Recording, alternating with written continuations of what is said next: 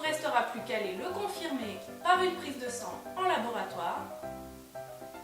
Ensuite, tous les mois, il vous sera préconisé d'aller voir votre spécialiste gynécologue, qu'il vous prescrira une analyse de sang pour la sérologie toxoplasmose si vous n'êtes pas immunisé bien sûr, ainsi qu'une analyse d'urine.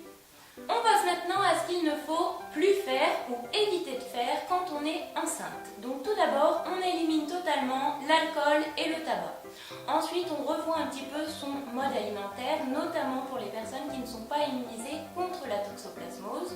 Donc il va falloir penser à bien laver les crudités, éviter de manger de la viande crue, des œufs crus, de la charcuterie, des fruits de mer, ainsi que des fromages au lait cru.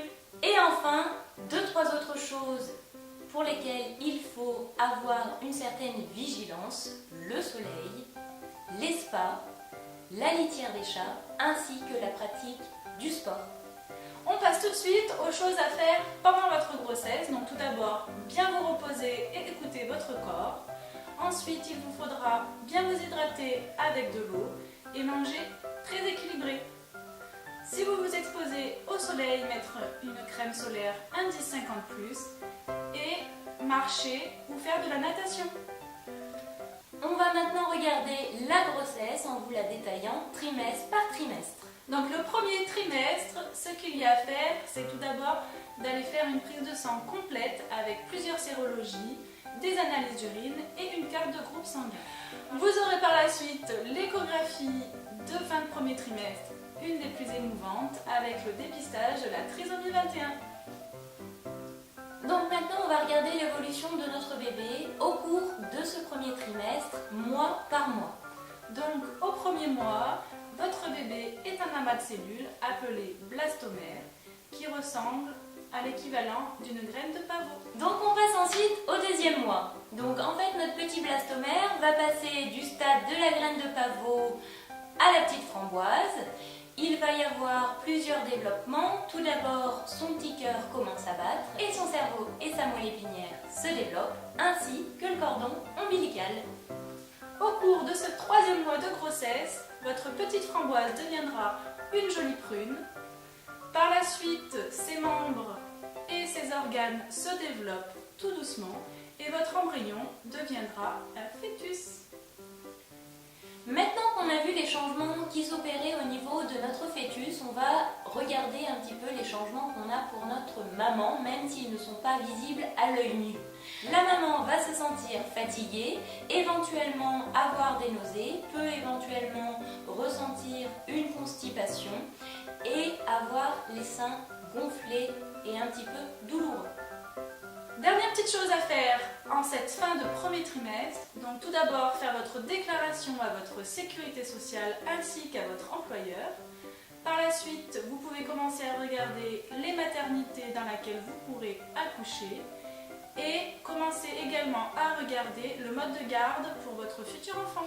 On passe tout de suite au deuxième trimestre. Donc dans celui-ci, au niveau médical, il n'y a pas grand-chose de plus à effectuer, si ce n'est qu'au cours du 5e mois, soit environ 22 semaines d'aménorrhée, vous aurez la deuxième écho, dite morphologique, à effectuer, où vous pourrez retrouver comment le placenta est positionné et définir le sexe de votre futur bébé. Dans ce deuxième trimestre, vous pourrez également commencer vos séances avec une sage-femme, donc vous en avez 7 à effectuer jusqu'à l'accouchement.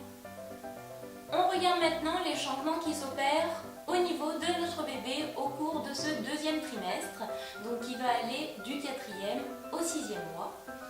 Donc notre bébé va passer du stade de la petite prune à la grosse papaye. Au cours de ce 4e mois, notre bébé va développer son sens gustatif.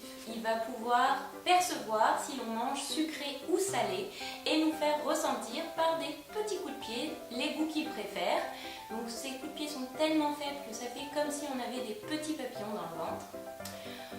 Au 5e mois, notre bébé va ressembler enfin à un vrai petit bébé.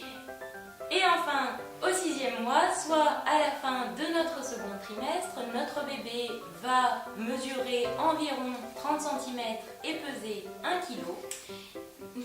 Il va avoir ses os qui se solidifient, son cerveau qui se développe très vite et ses poumons qui commencent à marcher suffisamment pour lui permettre de respirer un petit peu de liquide amniotique. Au cours du deuxième trimestre, quelques changements concerneront la maman.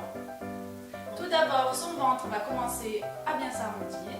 Les maux du premier trimestre vont s'estomper petit à petit.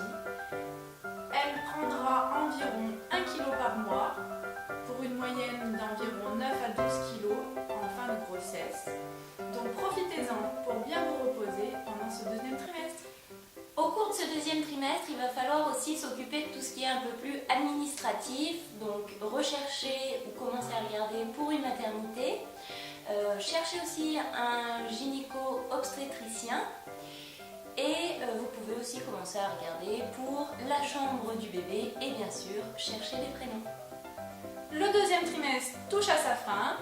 On se retrouve pour la suite de nos aventures grossesse la semaine prochaine. On espère que cette vidéo vous a plu. Si c'est le cas, on vous propose de mettre un joli pouce bleu, de vous abonner, de poser toutes vos questions en barre d'infos. On sera très contente d'y répondre. On se retrouve la semaine prochaine. Bye bye!